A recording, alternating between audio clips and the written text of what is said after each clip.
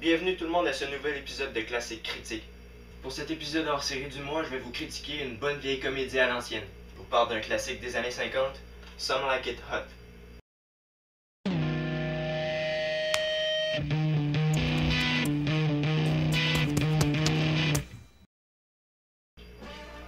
Se déroulant durant la crise économique de 1929, Some Like It Hot raconte l'histoire de Joe et Jerry, deux musiciens de New York, qui sont témoins d'un règlement de compte de la mafia.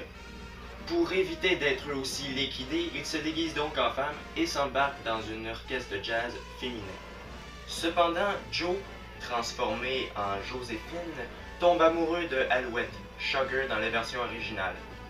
Il change donc une deuxième fois d'identité pour conquérir son cœur. Entre-temps, Jerry, métamorphosé en Daphné, tombe dans l'œil d'un vieux séducteur qui fera tout pour lui plaire.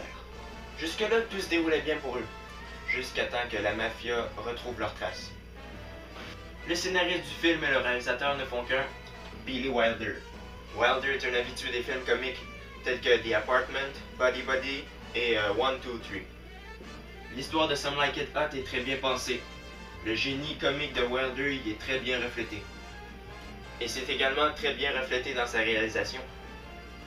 Malgré quelques petites longueurs par moment, Wilder glisse des blagues subtiles qui sont infaillibles à nous faire rire. En plus des scènes humoristiques, il réalise très bien les scènes d'action, celles avec les règlements de compte de la mafia par exemple. Mais comme je vous dis, on remarque des petits défauts, notamment les longueurs qui sont quelque peu agaçantes, mais il n'y en a pas beaucoup au moins. Le jeu des acteurs. La grande star du film, celle qui interprète Alouette, est jouée par la célèbre Marilyn Monroe, qui, comme dans tous les autres films où elle apparaît, est excellente. Elle joue aux côtés de Tony Curtis, acteur qui est le père de Jamie Lee Curtis et l'ancien mari de Janet Leigh, qui dans le film interprète Joe, ou Joséphine, ainsi qu'aux côtés de Jack Lemmon, l'acteur qui joue Jerry, Daphné pour les intimes. Jack Lemmon et Billy Wilder ont souvent travaillé ensemble. Jack Lemmon est probablement son acteur fétiche. Il est apparu dans The Apartment, The Front Page, Buddy Buddy de Fortune Cookie. Bref, vous aurez compris que si Wilder le prend souvent, c'est que c'est un bon acteur. Tout comme Tony Curtis ainsi que Marilyn Monroe, tous les acteurs du film, je dois dire, sont vraiment excellents pour des acteurs des années 50. Ils n'exagèrent pas trop leurs mouvements ni leurs prestations, c'est très bien. Malheureusement, on ne peut pas en dire autant des effets spéciaux. Bien qu'ils soient rares dans Some Like It Hot, les seules scènes où on en voit ne nous surprennent pas.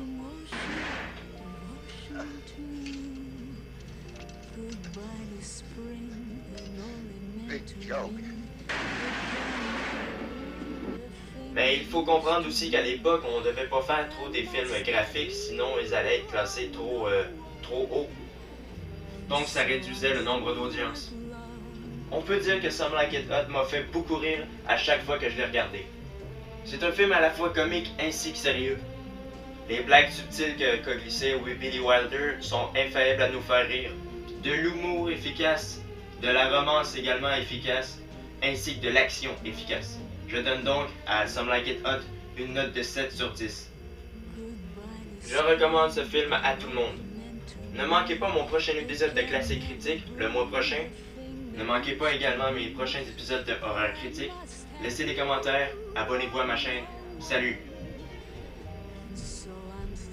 With love, and so I'm through with, baby, I'm through with love.